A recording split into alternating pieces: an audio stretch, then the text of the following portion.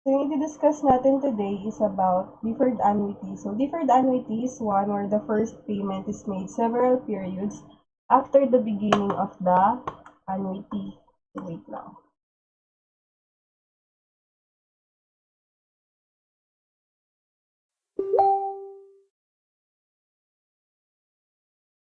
Yan, several periods after the beginning of the annuity. So, doon kasi sa ordinary annuity. So, balik tayo sa ordinary annuity. Yung first payment natin is made at the end of the first period. Wait. So, ordinary. So, yung first payment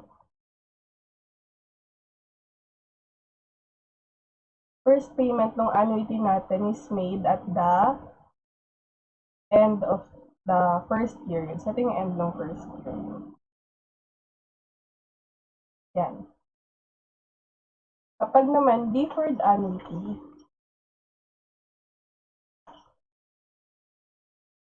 so yung first payment natin is made several periods after the beginning of the annuity.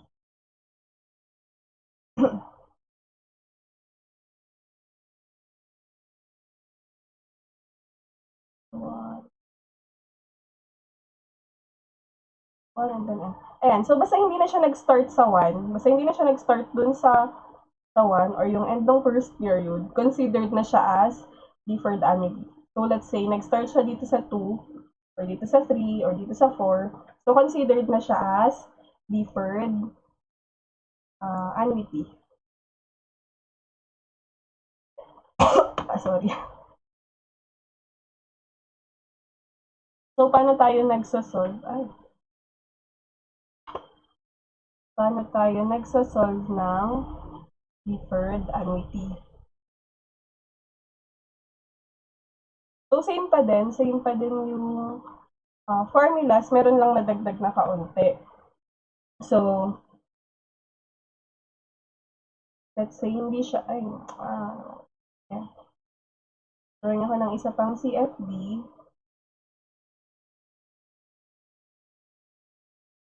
May n, and then n minus 1 is n. Tapos,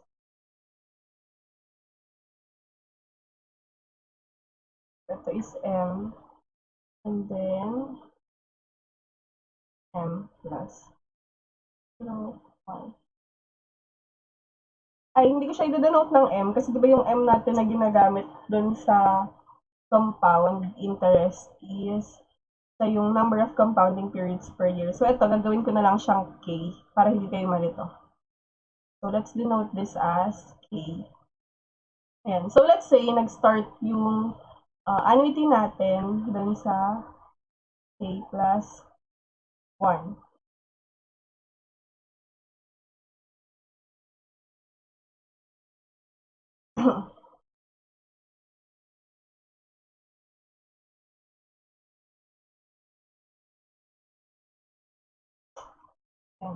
So, yung, kumbaga, yan, nag-search siya sa k plus 1, ano natin siya as, itong k, yung magiging 0, and then yung, ito, yung, kumbaga, magiging end ng first period niya. So, same pa din ang formula, pero kasi, di ba, sabi ko, sa ordinary annuity, yung present worth niya is 1 year ahead of the first period. I mean, 1 period ahead of the first payment. So, kung ito yung first payment mo, yan. So, kung ito yung first payment mo, yung present worth niya is 1 period ahead. So, nakatapat siya dun sa K. So, kung hinahanap natin yung, dito, yung total, let's call this P prime. So, kung ang hinahanap natin is yung, tawag dito, yung present worth niya at the beginning of the period. So, ito, sa year 0 talaga. So, itong present worth, nung annuity mismo, kailangan natin siyang i-compound dun sa year 0. So, i-compound pa natin siya. So, ito, ang formula nitong P prime is P given I percent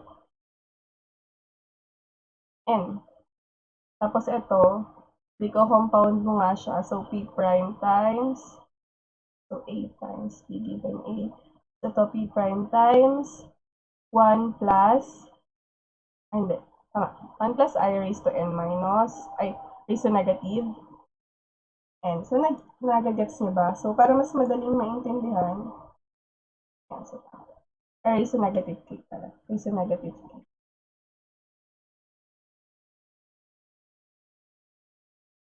So, ang total present worth natin would be annuity, so yung value ng annuity, yung mga payments natin, times 1 plus I raised to N minus 1 over I times 1 plus I raised to N. So, yung N dito, hindi siya yung, kumbaga, kunwari ito,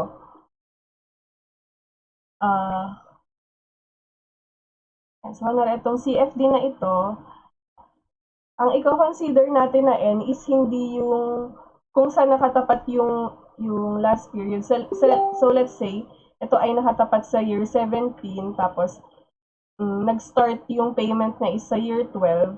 So ano yung magiging number of payments? So kung ilan yung number of payments, yun yung ilalagay nyo sa N. Hindi 17 yung ilalagay nyo sa N, but the number of payments nung annuity nyo. Ganun. Tapos, multiplied siya by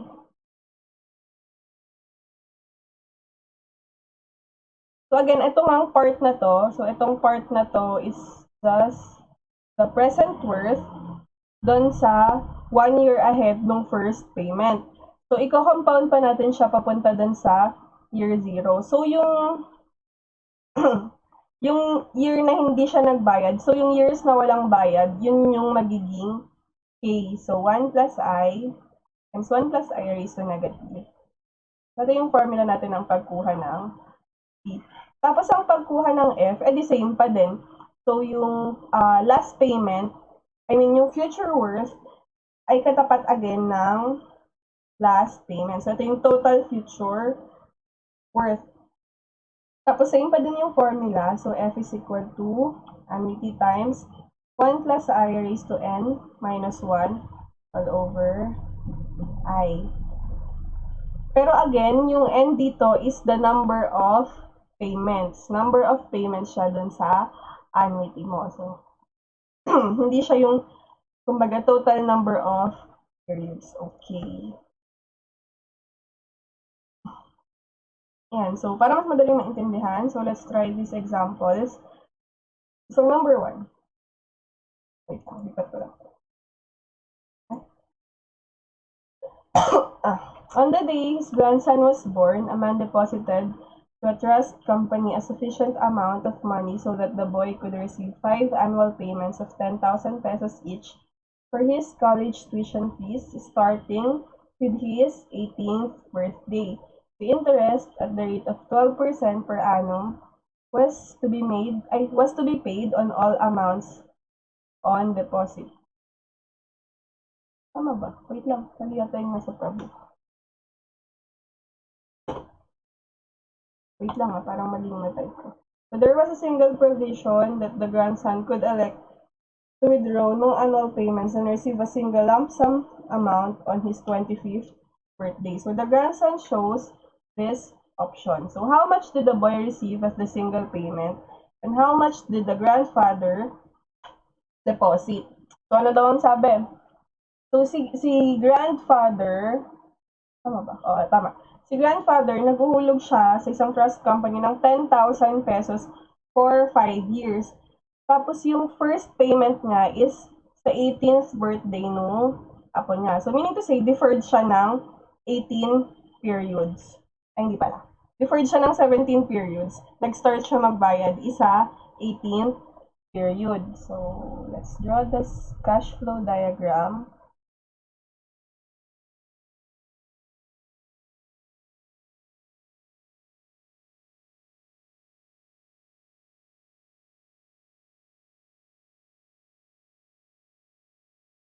So, pinuputol ko na lang yung ano kasi tulad-tulad naman sila. Pero kung meron dong mga transactions in between, huwag niyong puputulin.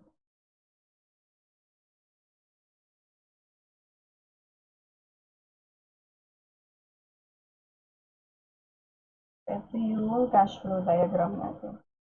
18, 19, 20, 21, 22, 24. Ayan. So, dito sa year 18, nag-start siya maghulog ng first payment. So, 5 years siyang naghulog yung lolo. Ayan. So, 10,000 pesos each. So, ang interest rate is 12%. So, I is 12%. Ano pa ang sabi? Ayan. So, yan lang.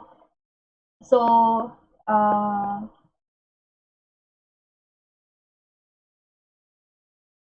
ayan. So, pwede daw na hindi kumbaga, hindi annual yung pag-withdraw ni grandson. So, pwede niyang kunin yung lump sum nito. Lump sum nitong lahat ng annuities, lahat nitong payments na to. Lump sum niyan plus interest sa year 25 or sa 25th birthday niya. So, yun yung hinahanap natin. Ano yung amount na marireceive niya at his 25th birthday. And then, letter B, magkano yung mali pala yung sinabi ko. Ayan, mali pala yung sinabi ko. Okay, so, hindi ko na babaguhin to. Gawin na lang natin na baliktad kasi. Ito kasi ay sa... So, sa year 0 pala, nag-deposit yung grandfather. Nag-deposit siya ng certain amount. Nag-deposit siya ng certain amount. Tapos, sa 18th birthday pa nung grandson niya, pwedeng ma-withdraw yung pera na yon. So, pwedeng gawin nung bata or nung apo niya is i-withdraw siya ng 5 years ng 10,000 pesos each. Or pwede rin naman na kunin niya yung lump sum amount pero sa 25th birthday niya pa yon makukuha. So, ang hinahanap natin, ano yung amount na ma-receive nung boy and ano yung amount na dineposit nung grandfather. Okay.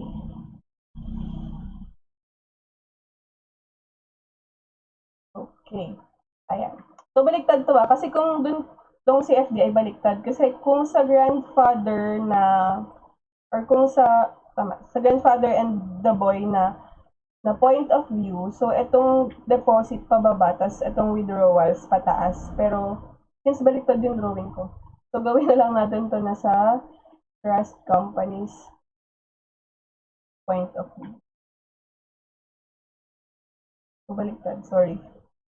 So, trust company's point of view. So, pababa, kaya naging pataas, syempre, nung nag-deposit sa kanila yung lolo, so, pumasok sa company yung pera. And then, kapag nag-withdraw na yung bata, so, syempre, palabas yung pera, kaya pababa na to. And mga earning, pati dun sa 25th birthday. Kapag withdraw niya na lahat. Okay. So, letter A. So, how much did the boy receive as the single payment? So, on his 25th birthday. So, take note that kung ano man yung total amount nito is the same as the amount dun sa 25th birthday. So, yung amount na to, kapag kinompound ko papunta sa 25th birthday, so, same lang din siya dun sa ma-receive nung boy. Okay. So, to get the value of this, so, yung F25, so, again, the future worth ng annuity is located on the last payment. So, kung ano yung last payment, nakatapat siya doon. So, ayan. So, eto. Ayan. So, nandito yung future worth na tong annuity. That is F22. Tapos, once na nakuha na natin yan si F22, i-compound natin siya papunta sa future sa F25 to get the lump sum amount na i-withdraw nung boy. So, F25. So, F22 muna. So, F22 is equal to ano? So, A times 1 plus I is to n minus 1 over I times ito, yung amount na deferred. So, pag kinompound natin siya, papunta sa, bali F25 na. So, bali F22, tapos i-compound natin siya sa, papunta sa F25, so that would be 3 years. So, times 1 plus I raised to, and so, iba to, and iba rin. Ito ha. Okay. So, F25 is, ang A natin is 10,000 times 1 plus 0.12. So, ano yung N natin dito? So, again, yung N natin dito sa annuity is, number of payments dun sa annuity nga natin. So, kung ito ay 5 payments, so 5 yung nalalagay natin dito. Minus 1 over I. And then, so 1 plus I, 1 plus 0.12. So, ano naman yung N dito? So, yung N naman dito is yung date na deferred papunta dun sa F25. So, again, nandito yung F22 mo. So, yung future worth ng annuity is nakatapat dun sa 22nd period. So, i-compound natin siya sa 23rd period. Ay, 25th period. So, ilang years ba or ilang periods ba yung laktaw? So, 1, 2, and 3. So, this would be 3. So, ano yung value ng F25? Wait lang. Kahit ko pa. 10,000 times 1.12 raised to 5 minus 1 over 0.12 times 1.12 raised to 3. So, yung amount na makukuha niya on his 25th birthday is 89,252.9313.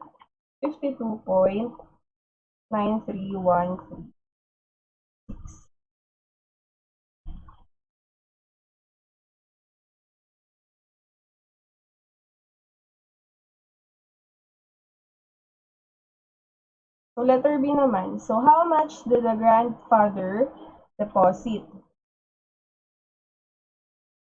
Letter B. So, ayun. Kung,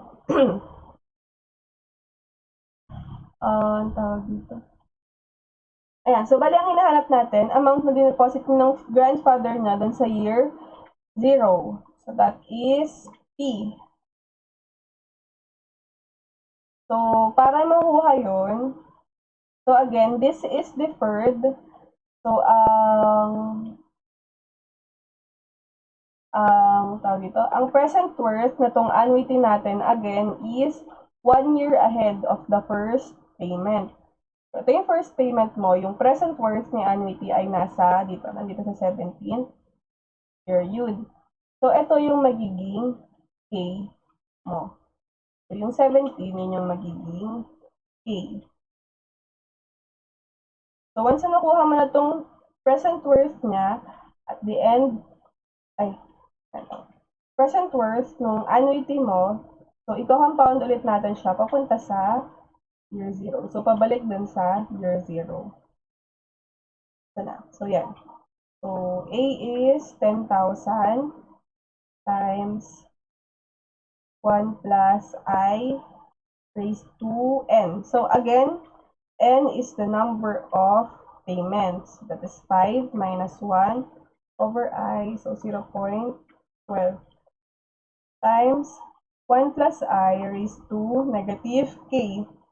So, ano yung K natin? So, again, yung K natin is 17. So, raised to negative 17. Yung I pala is 0.12. So, P is 10,000 times 1.12 raised to 5 minus 1, 4.12 times 1.12 raised to negative 70.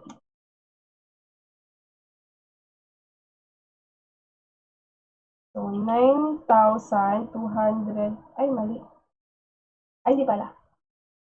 Times 1 plus I raised to n pa pala to. Kasi P. Kaya sunod ko yung formula. And so, P is equal to A times 1 plus I raised to n minus 1 over I times 1 plus I raised to n times 1 plus I raised to negative.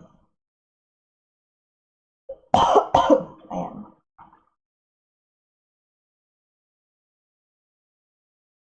So, 0.12 times 1.12 raised to 5. So, 5,000 pala.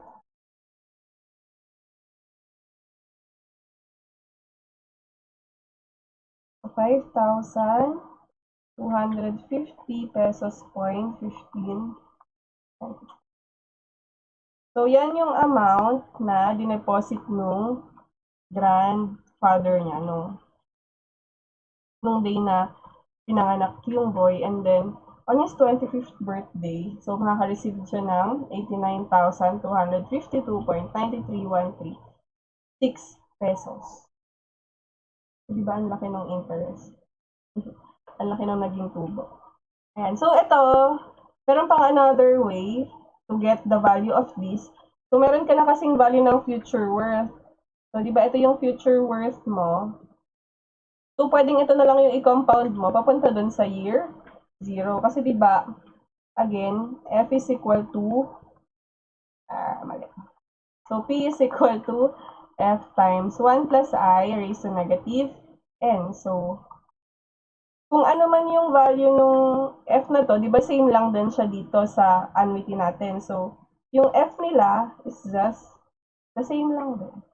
So, yung P nito ay 89,252.93136 times 1 plus I, so 0.12 raised to negative 25.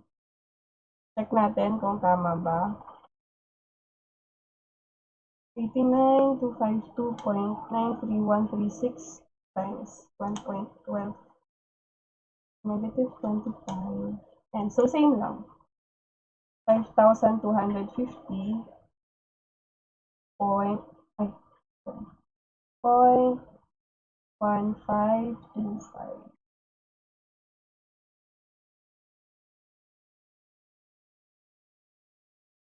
So, kahit ano man yung gamitin nyo dyan na formula, okay lang. Okay. Next problem. So, if 10,000 is deposited each year for 9 years, how much annuity can a person get annually from the bank every year for 8 years, starting 1 year after the 9th deposit is made? So, cost of money is 14%. Wait lang.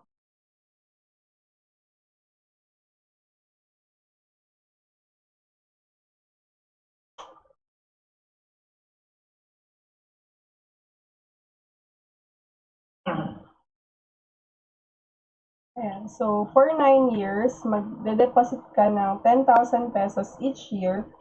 And then, 1 year after nung last payment mo, so magwi-withdraw ka naman ng, ano, tawag doon? 8 years kang magwi-withdraw ng equal amounts. Ayan. Draw natin yung CFD. So, again, deposit. So, pababa yung arrow. 5, 7, 8, 10.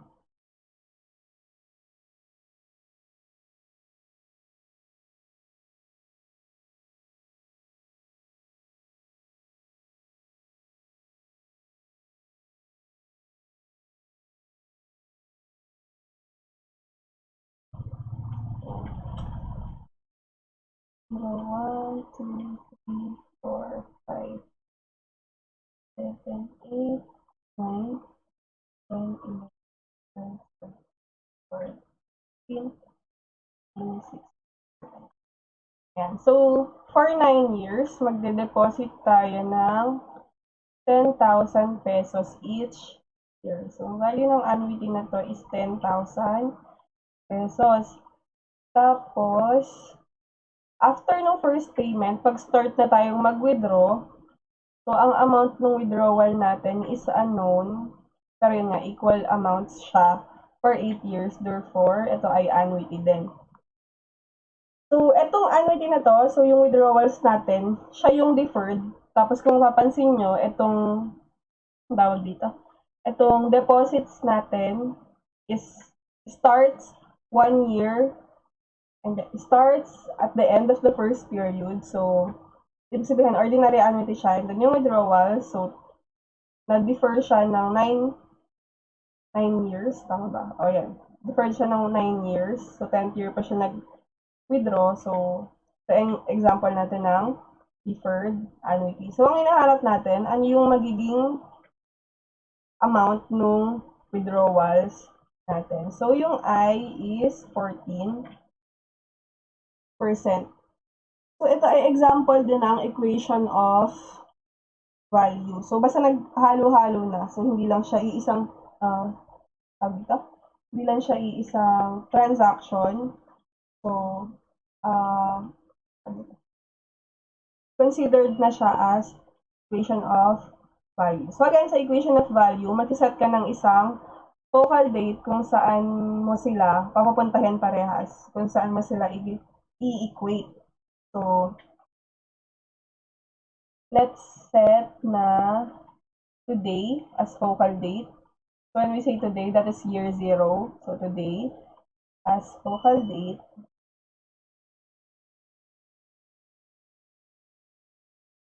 So, lahat ng nasa taas ay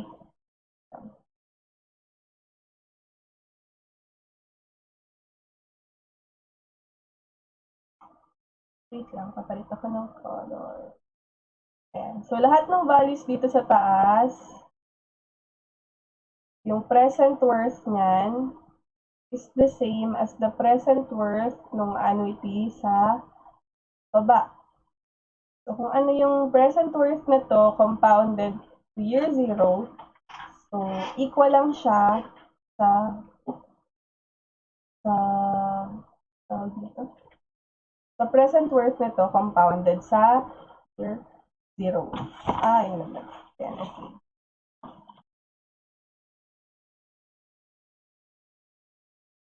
I-equate natin. So, first is yung sa withdrawals. So, present worth ng withdrawal, so that is 10,000. Ay, wait lang. Sakit sa mata. Sakit sa mata ng code. And so, 10,000 times 1 plus I. So, I is 14% raised to N. So, ilan yung number ng payments? So, that is 9. Minus 1 raised to I. 0.14 times 1 plus 0.14 raised to N is equal to, so lahat naman nung withdrawals natin, compounded dun sa year 0. So, ang A is unknown. 1 plus I, so 0.14 raised to N. So, again, yung N dito is number of payments. So, ilan ba yung number of payments dito? So, this is 8. So, 8 minus 1 over 0.14 times 1 plus 0.14 raised to 8. Tapos na ba yan? So, hindi pa yan tapos. So, again, ang sabi ko, so, yung present worth ng annuity is 1 period ahead of the first payment. So, kung ito yung first payment mo, present worth niyan ay ito. So, since hindi pa rin siya nakatapat, basta hindi siya nakatapat dun sa year 0, yung present worth mo, so considered siya as deferred. So, kung nandito yung present worth mo, yung K mo is equal to 9. So, itong present worth na to, i-compound pa natin dun sa year 0. So, times 1 plus I raised to negative k, which is 9. Yan, tapos, solve for a. Yan, so yung value nito, ito ay 49,463.71837. So, a is a times 4.6389 times 0.3075. So, ito yun. So, yung value ng A natin is 34,675.81123. Yan yung value na. Yan. So, dito, sa example na to, we set today as the focal date. So, let's try naman na yung focal date natin is nandito sa end nung deposits or nasa 9th year. So, at 9 years from now. Yan, yung focal date naman natin is 9 years from now. So, wait lang. Bura-bura lang ako dito.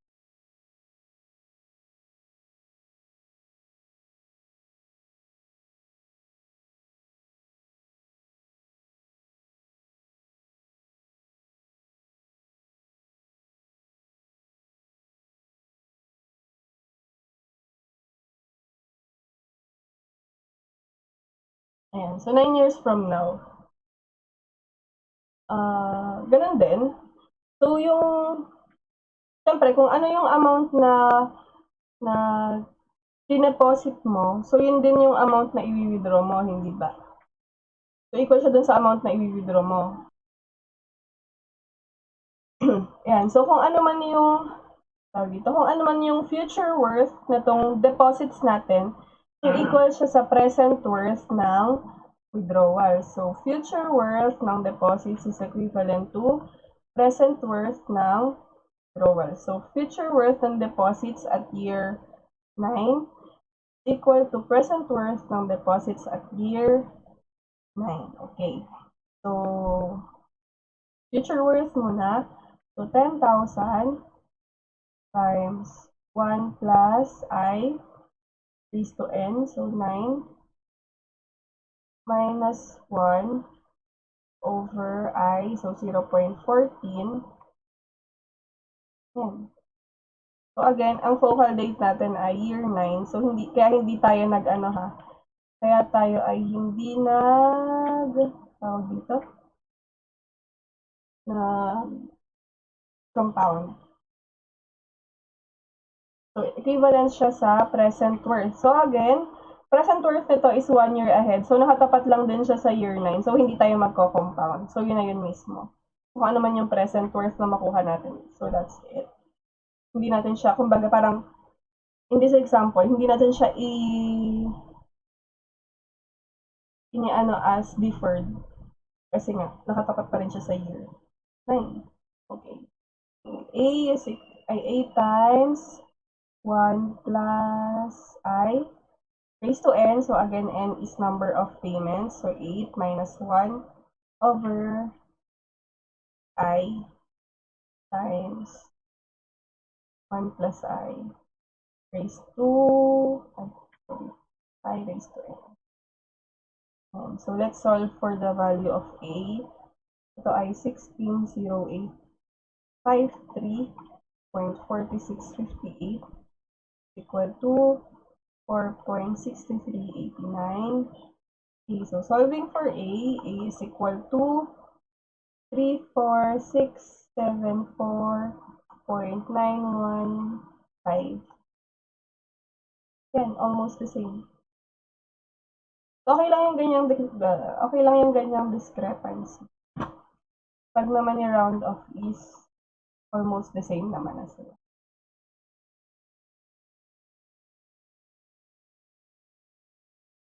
So, ano pa? So, another example, another way of solving this is setting the focal date dun sa last period or dun sa year 17. So, let's try that. So, at 17 years from now as focal date. Ito. Gagawin natin focal date. So, future worth ng deposits at year 17 is equivalent to future worth ng withdrawals at year 17. So, future worth ng deposits, so 10,000 times 1 plus 0.14 raised to 9 minus 1 over 0.14. So, again, as I've said, future worth ng annuity is located dun sa, ng ordinary annuity, is located dun sa last payment. So, ito yung future worth niya nandito sa year 9. So, since nandito siya sa year 9, ang hinahanap natin is year 17. So, we have to compound it sa papunta sa year 17. So, this would be F9 times 1 plus I raised to, ilan yung n? So, 1, 2, 3, 4, 5, 6, 7, 8. So, raised to. So, ito yung F9. So, multiplied by 1 plus 0.14 raised to 8 is equal to F17. So, again, ganun din. Future worth, katapat ng year ng last payment. So, last payment natin, nandun na sa 17. So, katapat naman na siya, hindi na siya i-compound. So, A times 1.14 raised to 8 minus 1 over 0.14.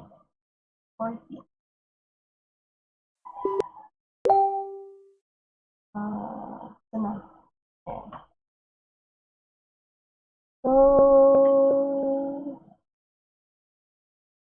So, ito ang value nito. So, 458,848.425 is equal to A times 13.3328. So, solving for A, so A is equal to,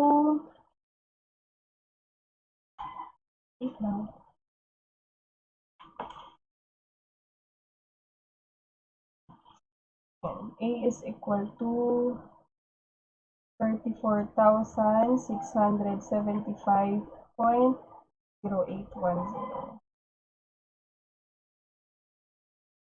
So, the same lang din. So, maaari nang gamitin nyo dyan ay correct lang. So, tawag dito. So, kahit ano man yung maging, basta magkakalapit naman yung value, konti lang yung discrepancy. So, okay lang yun. Kahit alin ang gamitin nyo dyan, kung saan kayo mas nadadalian. So, kung alin yung mas naintindihan nyo, edi yan yung gamitin nyo. Pero ganun nga, sa equation of value, yun nga, i-equate mo lang lahat ng mga inflow sa outflow. So, inflow is equal to outflow. Then, set ka lang ng isang focal date. Next example. So, a debt of 40,000 pesos whose interest rate is 15% compounded semi-annually is to be discharged by a series of 10 semi-annual payments. So, the first payment to be made 6 months after consummation of the loan. The first 6 payments will be 6,000 pesos each, while the remaining 4 payments will be equal and of such amount that the final payment will liquidate the debt. So, what is the amount of the last 4 payments? So, anong sabi sa problem? So, meron siyang utang na 40,000 pesos. So, yung 40,000 pesos will be our present worth. 40,000 pesos. Tapos, interest rate is 15% compounded semi-annually. So, I is 15% compounded semi-annually. So, divided by 2. So, 7.5%. Tapos, is to be discharged by a series of 10 semi-annual payments. So, sinabi dito na yung payments mo is semi-annual na. So, 10 semi-annual payments. So, therefore, hindi na natin siya i-multiply by 2 because semi-annual na nga siya. Wait lang. 1, 2, 4, 5, 6, 7, 8, 10. Wait lang drawing ko lang. 1, 2, 3, 4, 5, 7, 8. So, the first payment is to be made 6 months after the consummation of the loan. So, ito yung loan mo, 40,000. So, first payment mo is 6 months. So, tama lang kasi semi-annual na siya. So, yung payment talaga na is 6 months after. So, yan. So, first payment, for 6 payments is 6,000 pesos each. So, for 6,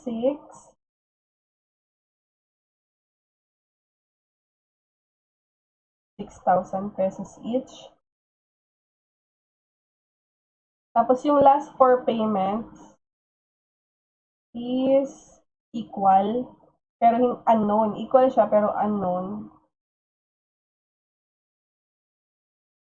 Na kumbaga, kapag itong 6,000 na una kong bayad, 6,000 for 6 periods na una kong bayad, plus itong last 4 months, ay last 4 periods, dapat mag-equal siya sa 40,000 plus yung interest, syempre. And so, in this example, so yung deferred natin is yung last 4 payments. Kasi hindi ba, nag-start yung first payment niya. Hindi naman siya equal dito kasi sa 6,000. So, itong 6,000 na to, ordinary annuity siya, hindi ba? Pero ito, simula sa year 7, since mag-iiba na yung amount, so panibagong annuity na siya.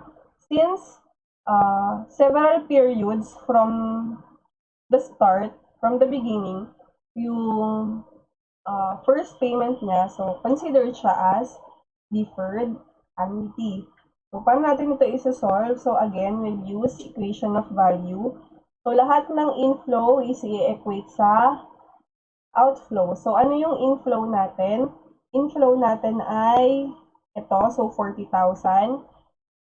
So, inflow equals outflow. So, ano yung inflow natin?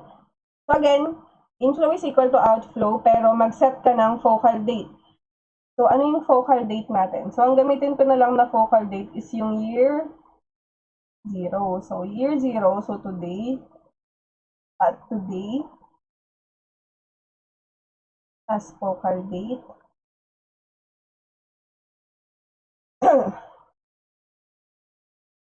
So, ang inflow natin is 40,000. So, nakatapat na siya dun sa focal date natin. So, hindi na siya need i-compound. So, 40,000.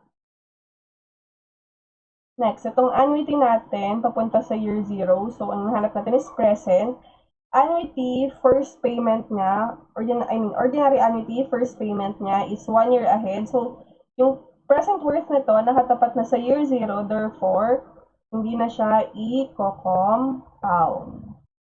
Okay, so, kukunin lang natin yung present worth niya. So, present worth niya is 6,000 times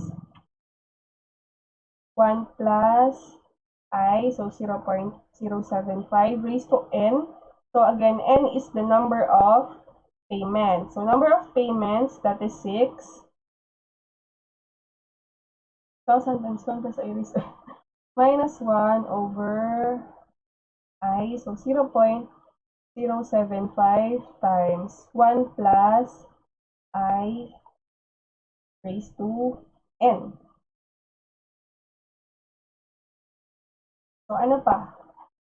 So, outflow, meron pa ba? So, meron pa tayong idadagdag. So, plus, ito pa, itong annuity na to. So, yung annuity na unknown. So, again, pupunta tayo sa year 0. So, present worth yung hinahanap natin. Dito. Again, present worth 1 year ahead. So, ibig sabihin, nandito talaga yung present worth niya. So, ang magiging K natin, since deferred siya, is 6. So, K is equal to 6. Itong present worth na to, i-compound dito, wherein yung K is equal to 6. So, A times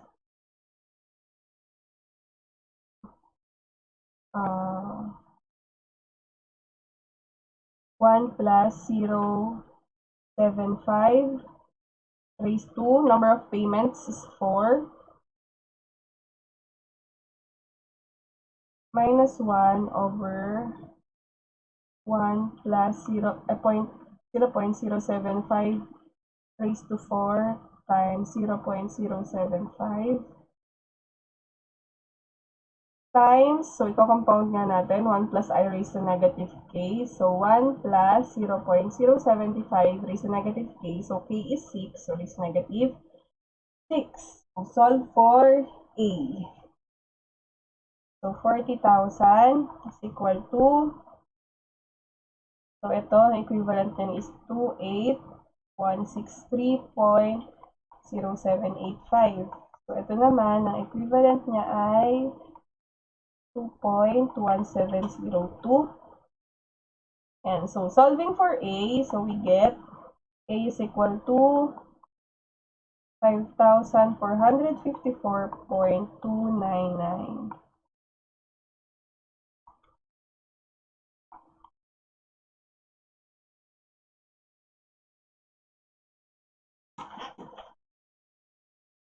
Ayan. Ano, intindihan ba? So, next. Okay, so again, deferred annuity, yung first payment niya is made several periods from the beginning. Tapos, kapag naman, so dito, ordinary annuity, so 1 year ahead of the, 1 year ahead. So, first payment is made at the end of the first period. So, meron tayong next type of annuity. So, that is annuity due. So, in annuity due, payments are made at the beginning of each period.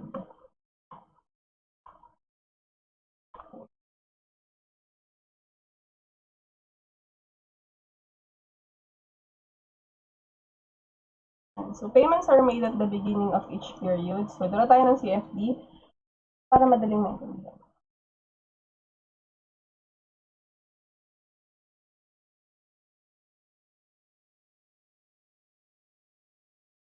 Zero, 1, 2, 3, sorry, 4, 5, and minus 1 times 10. 10. So, again, in annuity due, so first payment is made at the beginning of the first period. So again, ang sabi ko dun sa unang topic na sa annuity, so kung ito yung year 1, so ang beginning ng year 1 is year 0, ang end ng year 1 is itong 1. So, kung mag-i-start siya sa beginning ng first period, so that would be sa 0 yung first payment. So, 0. Yan. So, hanggang n. Yan. Hanggang n minus 1 pala. Kasi, bakit hanggang n minus 1 lang? Kasi, di ba, nabayaran niya na sa start ng sa beginning, ibig sabihin, yung bayad niya for this period sa n is nabayaran niya na sa beginning ng period na to, hindi sa n. Kasi yung n nga, di ba dito, is end of the nth period. So, since yung bayad mo is made at the beginning of the period, so nandito na siya sa n minus 1. So, nagigets na ba? So, yung present worth niya, still nandito sa year 0. So, nandito ang present worth. Ang future ay nandito sa year n. Okay.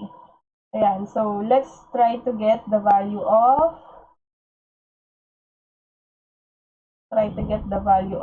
P.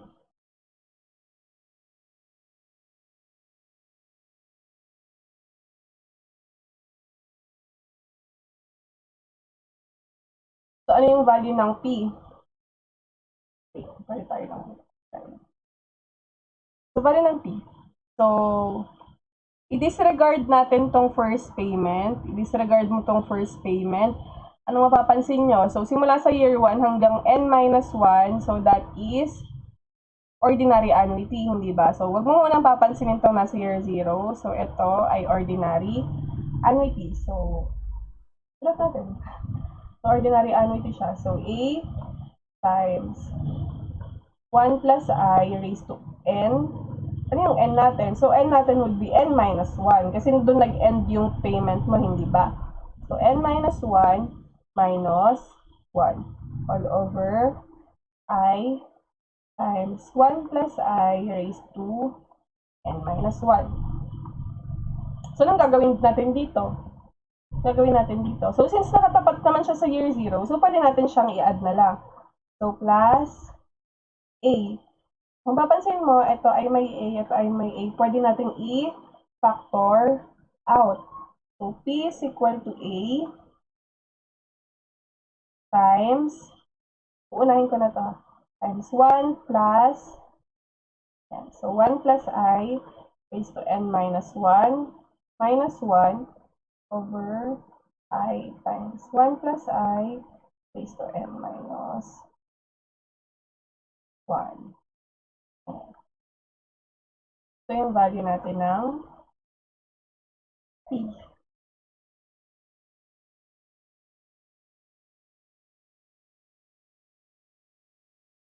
So, paano naman yung value ng F? So, again, sa ordinary annuity, yung F natin is katapat siya nung last payment. So, yung dito sa annuity due, kung papansin nyo, yung last payment natin kasi is nasa N-1. Pero supposedly, ang last period natin is yung N. So, yung F natin, nakatapat pa rin dito sa N, hindi ba? So, paano natin isa-solve yung value ng F? So, we assume na meron ditong last payment. So, assumption lang to.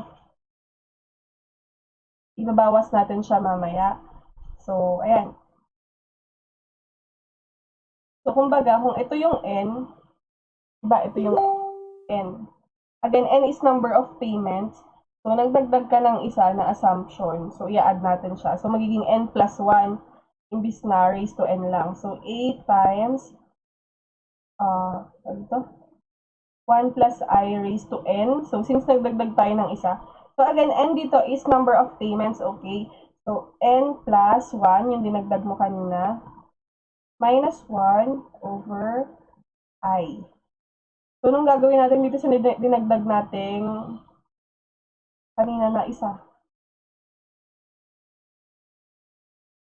Na isang A.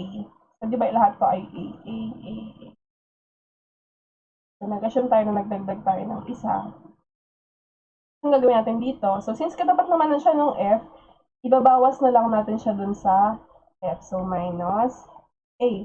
So, parehas may A, factor out natin si A. So, F is equal to A times 1 plus I raised to N plus 1 minus 1 over I times minus 1. So, pinactor out ko si A. So, minus 1. Ito yung gagamitin nating formulas. Pagkuha ng F and P sa annuity.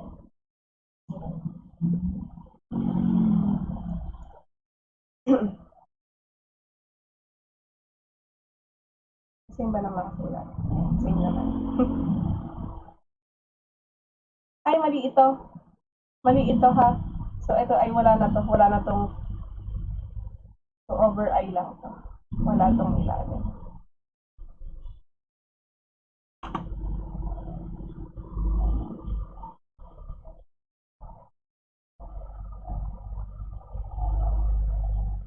Teka nga, i-check ko nga. Double check ko lang. Pero dapat, oo, wala yan.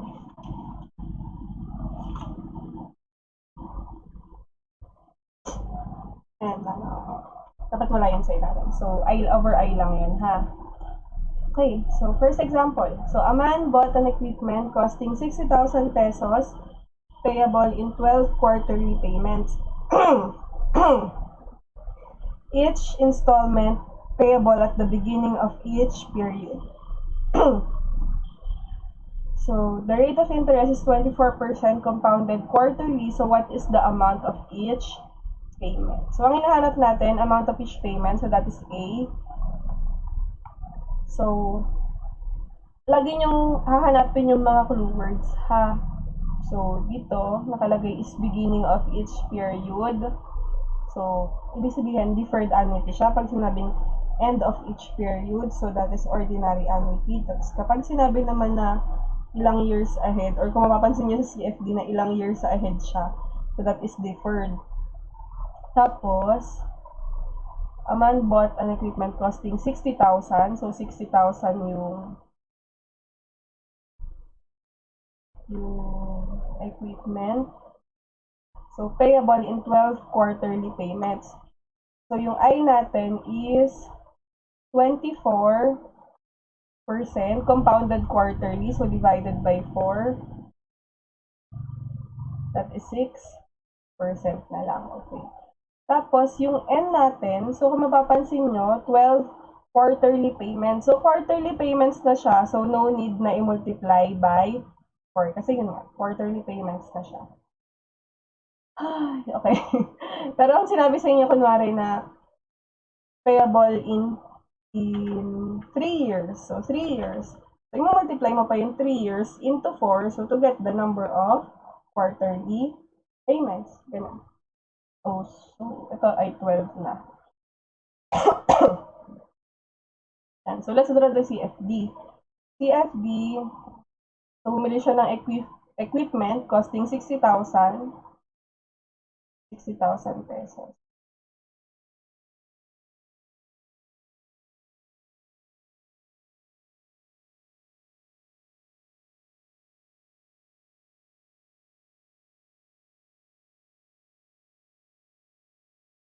Yan.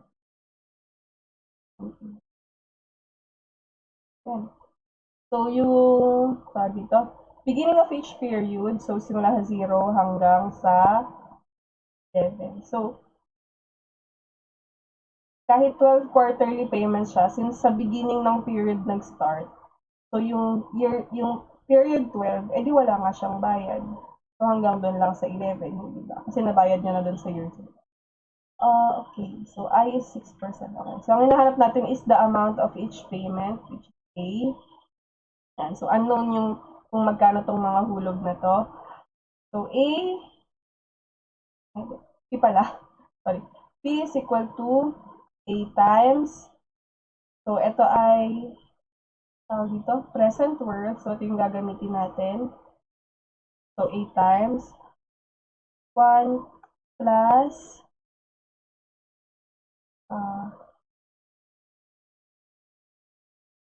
1 plus I raised to n minus 1 over I times 1 plus I raised to n minus 1. So, ang P natin is 60,000. So, 8 times 1 plus 1.06 raised to n minus 1. So, that is 11 minus 1 over 0.06 times 1.06. So, n minus 1 is 11. So, solving for A, so 60,000 is equal to A times 8.8869. So, A is equal to 6,751.951 pesos.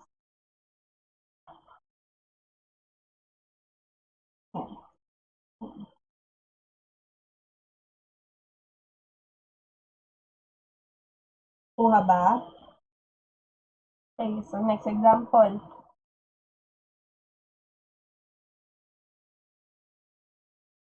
So, a certain property being sold, certain property is being sold and the owner received 2 bids. So, the first bidder offered 400,000 each year, 400,000 each year for 5 years. Each payment is to be made at the beginning of each year. The second bidder offered to pay 240,000 on the first year, 360,000 on the second year, and 540,000 each year for the next 3 years. So all payments will be made at the beginning of each year. If money is worth 20% compounded annually, which bid should the owner of the property accept? So, kung ikaw yung owner, alin ba yung pipiliin mo? So, ikaw ay nagbebenta, hindi ba? Nagbebenta ka ng certain property. So, syempre, kung nagbebenta ka, ang pipiliin mo, edi yung mas malaki yung makukuha mo. So, kung ano yung mas malaki, yung let's say present worth or yung future worth, so yun yung pipiliin mo bilang owner. So, let's check yung first bidder. So, first bid. Let's draw the CF. So, first bidder offered to pay 400,000 for 5 years. So, each payment is to be made at the beginning of each. So, for 5 years, so 1, 0, 1, 2, 4,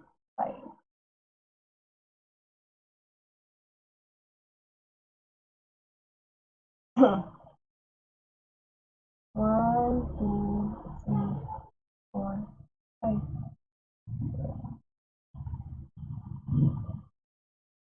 So again, walang hulog sa year 5 dahil nga nag-start tayo sa beginning. So sa beginning ng year 5, may hulog na. So that's year 4. Okay.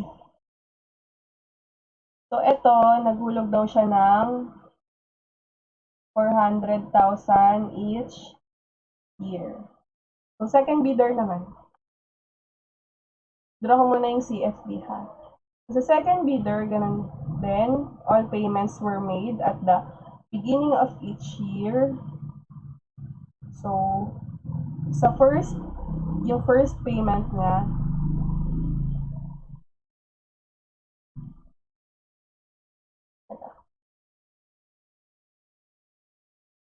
so yung first payment niya is 240,000 first year. So, ito yung first year, beginning niya is year 0. So, dito yung payment. So, 240K. Tapos, second year, 360. So, ito yung second year, beginning niya is year 1. 360K. Tapos, so, each year for the next 3 years is 540,000. The next 3 years, 540,000.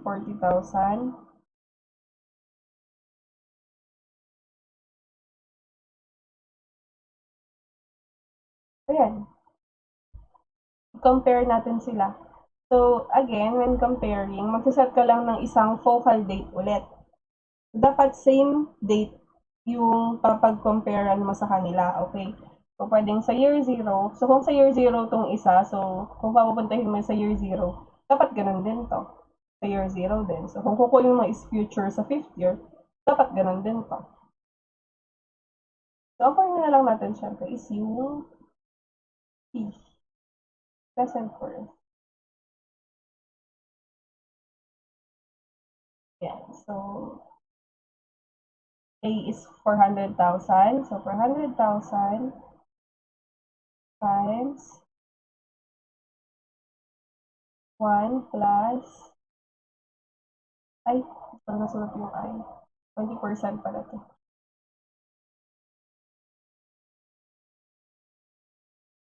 1 plus 0.2 raised to n. So, n is 5 minus 1 over 0.2 times 1.2 raised to, ay, sorry. Di pala. Hindi siya 5, okay. Kasi n minus 1 nga pala to. 1 plus I raised to n minus 1. So, that would be 4. So, 4 din to. Yan. Sulat natin yung formula para hindi kayo maligaw. So, P is equal to 8 times 1 plus 1 plus I raised to n minus 1 over I times 1 plus I raised to n minus 1. So, yung ginamit natin. Kaya to 4. Kahit 5 yung payments. Kasi di ba n minus 1 na. Okay. So, solving for P. So, P natin is 1,435,493.827. So, yan yung P sa first bidder. So, kunin naman natin yung sa second bidder. So, ganun lang din, lahat yan, idadalhin natin sa year 0. So, ano-ano yung mga nasa year 0? So, first one is 240,000. Nakatapat na siya doon, so hindi na natin siya kailangang i-compound. So, 240,000. Next, 360,000. So, 1 year ahead. Kailangan siyang i-compound. Pabalik sa year 0. So, pabalik sa year 0. So, 306, plus to. 360,000 times 1 plus I. So, ang I niya is 1 lang naman. So, 1 plus I raised to n. So, negative 1. So, plus, ito. Yung payment niya is made at the beginning. Pero kasi hindi naman siya nagsimula sa year 0, hindi ba? So, kung mapapansin nyo, yung first payment niya is nasa year 2. So, kung titingnan nyo, example siya ng deferred annuity, hindi ba? So, yun lang din. Ganun lang din. First, again, present worth ng deferred annuity is 1 year ahead. So, kung ito yung first payment mo, ang present worth niyan ay nandito. And then, yan yung i-compound mo papuntang year 0. So, kung natin yung present worth niya. So, 540,000 times 1 plus I, so 0.2. Ilan yung number of payments? So, that is 3 minus 1 over 0.2 times 1.2 raised to 3 times, again, nandito yung present worth, ilan yung laktaw? So, isang taon. Ko-compound natin siya ng isang taon pabalik sa year 0. So, 1.2 raised to negative 1. Solving po for, ay hindi, wait lang. Check natin. So, ito 240k pa din. Plus 300 plus 947,916.6667. So, P.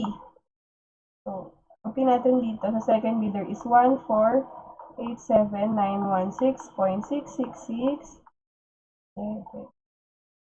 So, check nyo din yung ano ko ha. Baka mamaya may mali akong computation. Pero yan.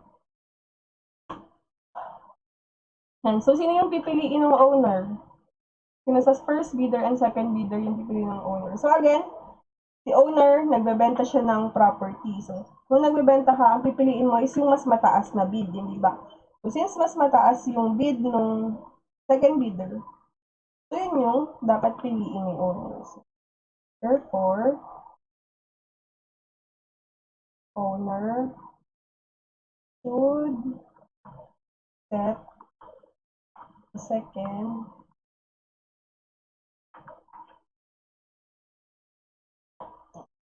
So, again, kung merong tanong, merong mga hindi maintindihan, i-message nyo lang ako. Tsaka, check nyo din, baka meron akong mga maling, dito? Meron akong mga maling computation, sabihin nyo rin sa akin. Salamat sa pakikinig. Bye-bye.